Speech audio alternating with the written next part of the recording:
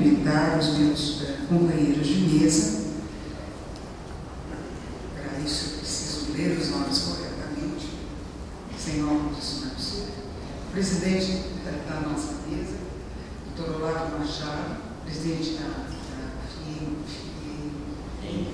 FIEI, Dr. Onofre Alves Batista Júnior, professor da UFMG, minha querida amiga, doutora Mariel Alves, da Federal de Pernambuco, e o procurador do Estado de Minas Gerais, Dr. Carlos Vitor Nunes.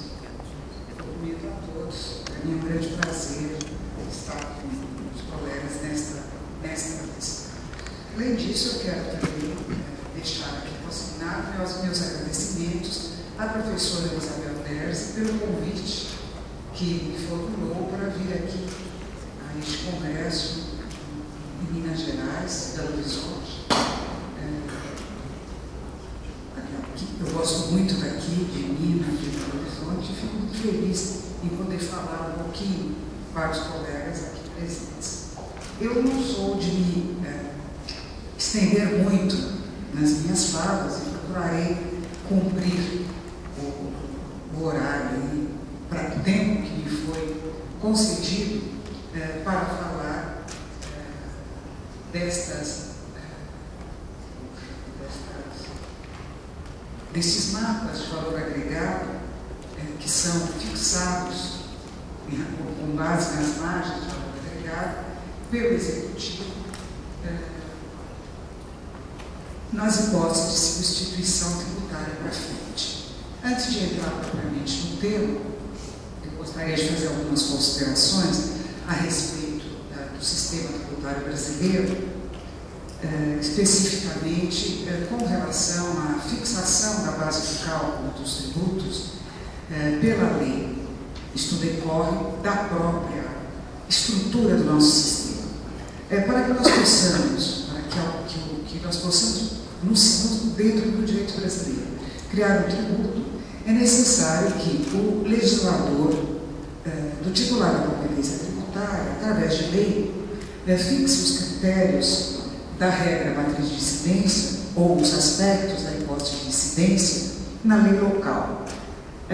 Quando ele faz isso, ele precisa necessariamente identificar os sujeitos da relação tributária que vai se estabelecer no futuro, o momento em que se considera ocorrido o fato, o aspecto temporal, o local em que se considera ocorrido e a materialidade do fato que vai sofrer a tributação. Quando ele fixa a materialidade do fato, e ele faz com base na competência que lhe foi otorgada pela Constituição Federal, ele deve também, na visão do professor Geraldo Paliva, fixar a base de cálculo. A base de cálculo é, na verdade, o grande identificador do tributo. Nós vamos saber de que imposto se trata examinando a base de cálculo em conjunto com a materialidade da hipótese de incidência tributária.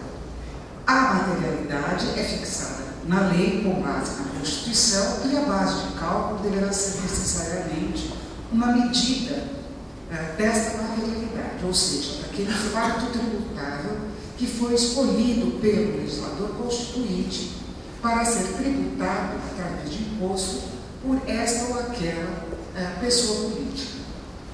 Vejam os colegas que eu não estou dizendo nenhuma novidade. Todos nós da área política sabemos disso. É a lei que cria direito novo. Só ela funciona como modificadora do sistema. Só a lei cria direito inauguralmente no sistema brasileiro.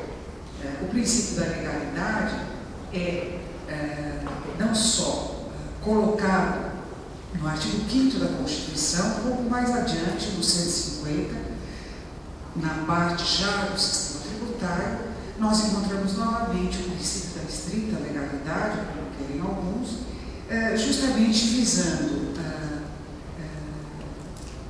regular a atividade do poder público na exigência de tributos. A Constituição protege o cidadão, protege os seus direitos, inclusive o seu direito de propriedade, propriedade, nos termos da Constituição, na Constituição vigente, a propriedade que desempenha a função social, mas os direitos todos relacionados com a propriedade e a liberdade do cidadão. A atividade tributária, ela justamente atua diretamente neste campo de redução, digamos assim, de uma certa maneira, do poder econômico do contribuinte. O Estado precisa de recursos para poder desenvolver as suas atividades. E ele vai buscar esses recursos, quando faz, através da atividade tributária, no patrimônio do particular. Nós sabemos, aí eu concordo com o nosso presidente de mesa, que o sistema tributário brasileiro, ele é muito oneroso e, além de oneroso, muito complicado. Nós sabemos que, muitas vezes, a exigência de obrigações acessórias do contribuinte acaba criando tantas dificuldades e acaba sendo tão onerosa que chega até a superar o próprio valor dos tributos. Agora, nós precisamos de algumas, digamos assim, simplificações. E acredito que, pelo menos tenho esperança, que isto acabe por acontecer no sistema brasileiro. Entretanto, nós aqui vamos fazer uma análise do que está em vigor agora. Essa margem de valor agregada, que apareceu com mais vigor após a emenda constitucional número 3, que introduziu no sistema constitucional a substituição tributária para frente. Vejam, todos aqueles que se debruçaram sobre um estudo mais aprofundado do direito tributário brasileiro, sempre sustentaram, e não só do direito tributário brasileiro, direito tributário em geral, que o tributo só nasce após a ocorrência do fato gerador em concreto, aquilo que o professor Geraldo Pariba chama de fato imponível. Então é necessário que o fato ocorra para que possa nascer a relação jurídica tributária. Através da emenda constitucional número 3, foi introduzido no sistema brasileiro um sistema de substituição tributária que prevê a exigência de um tributo, do imposto, antes da ocorrência do próprio fato imponível, o fato gerador em concreto. Veja, eu me filio a corrente daqueles que se insurgiram contra essa emenda constitucional, considerando essa emenda constitucional inconstitucional, na medida em que ela vinha ferir aqueles direitos do contribuinte que já estavam previstos na Constituição originária. Nós não estamos falando de dispositivo constitucional e inconstitucional, mas dispositivo introduzido por emenda, este sim, inconstitucional. Vejam, os colegas, que esta posição foi bastante constante na doutrina, logo que apareceu a emenda constitucional, mas acabou sendo, digamos assim, afastada. Então, nós vamos considerar, na medida em que foi se aplicando a emenda constitucional sem nenhuma dificuldade. O Estado, genericamente considerando, passou a aplicar o sistema da substituição tributária para frente. A substituição tributária para frente, no ICMS, ela tem que estar regulada por lei complementar. Partindo, então, do pressuposto, aceitando, sob protesto, que a substituição tributária para frente é válida, nós vamos, então, examinar a lei complementar que prevê exatamente a forma de exigência deste tributo antes da ocorrência, propriamente, do fato gerador imponível.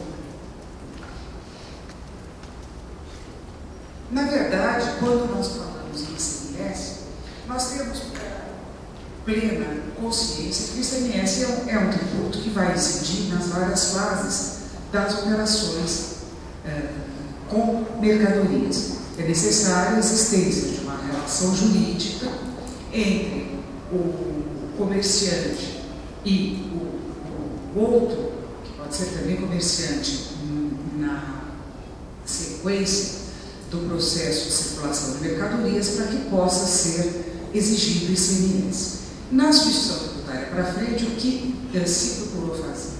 Se procurou exigindo do primeiro contribuinte da cadeia o total do tributo, evitar a sonegação fiscal. Esta é um dos instrumentos que o Estado tem se utilizado para evitar a sonegação fiscal. Nós sabemos que a sonegação fiscal é uma realidade, por outro lado, nós até compreendemos que ela acaba sendo uma necessidade. Muitas vezes, aquele que cumpre todas as suas obrigações tributárias acaba não conseguindo sobreviver. Ou ele, para cumprir as suas obrigações tributárias, ele acaba tendo uma dificuldade muito grande para manter o seu negócio em funcionamento. Na substituição tributária, não sou a favor da sonegação, mas eu entendo o que o contribuinte sofre no sistema brasileiro. Bem, na substituição tributária para frente, a base de cálculo do tributo fica, digamos assim, diluída. Como é possível calcular o tributo devido nas operações subsequentes àquela primeira, a original, né? Sem que tenha ocorrido o fato? Vejam, o ICMS incide sobre o valor da operação mercantil. Se ela não aconteceu, como nós vamos saber qual é a base de cálculo do tributo? Aí apareceu realmente esse sistema, já na Lei Candir, de fixação do valor das operações subsequentes com base numa margem de valor agregado que deve ser pesquisada, digamos assim, no mercado. O valor das operações subsequentes deve ser fixado, tem sido fixado em pautas com base exatamente no valor de mercado daquele bem que está sendo objeto da tributação, através da substituição tributária. Vejam, a professora Isabel Dersi foi a primeira no Brasil a defender e a explicar o princípio da praticidade tributária. Nós entendemos, e aqui temos que concordar com ela, que seria inviável a cobrança deste imposto e de outros impostos, no caso do ICMS, na substituição tributária para frente, não fosse esta pauta de valor agregado, essa margem de valor agregado fixada no caso executivo. Veja, no meu ponto de vista, a base de cálculo é fixada pela lei. A lei diz, no ICMS, a lei diz que a base de cálculo do ICMS é o valor da operação mercantil. Através do ato infralegal, o regulamento, para possibilitar o cumprimento da lei, indo ao mercado, o poder público fixa essa base de cálculo com base no valor de mercado da mercadoria que está circulando. Eu confesso aos colegas que para mim não é fácil aceitar esta sistemática do ICMS. Eu ainda fico incomodada, porque para mim não é possível a cobrança do tributo antes da ocorrência do fato gerador. Não há relação jurídica antes da ocorrência do fato gerador em concreto. Todavia, nós temos que ser objetivos, examinando aqui a legislação e práticos, digamos assim. Hoje o sistema vigente é esse. E desde que o valor da mercadoria seja fixado dentro dos padrões de mercado, eu sei que em São Paulo eles fixam, não por decreto, seria o mais adequado, mas por portaria, com base em pesquisa realizada pela FIP e pela Universidade de São Paulo, pela FER. Então há, digamos assim, um cuidado para que não haja uma distorção da base de cálculo do ICMS.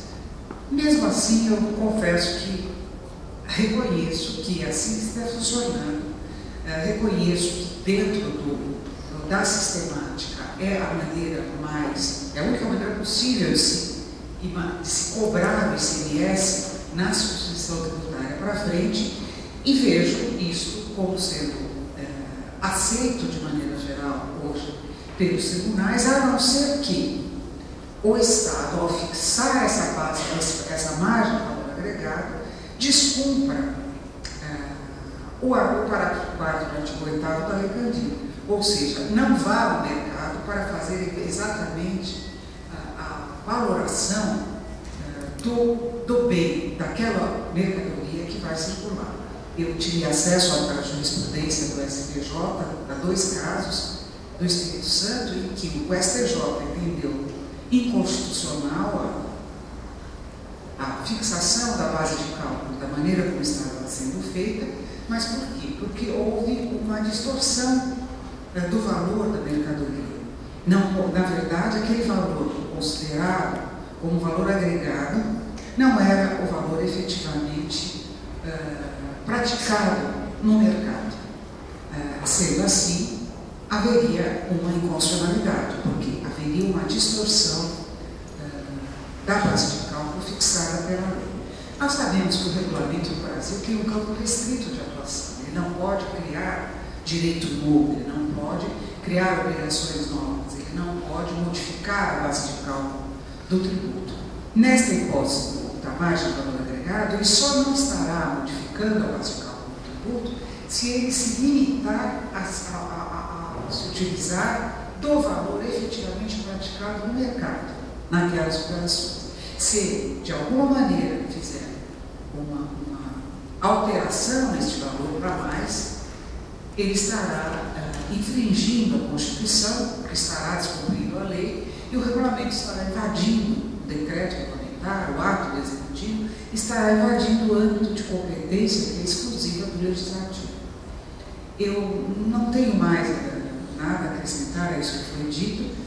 Eu espero ter acrescentado alguma coisa que os colegas já vinham pensando a respeito do assunto, e agradeço a todos pela atenção.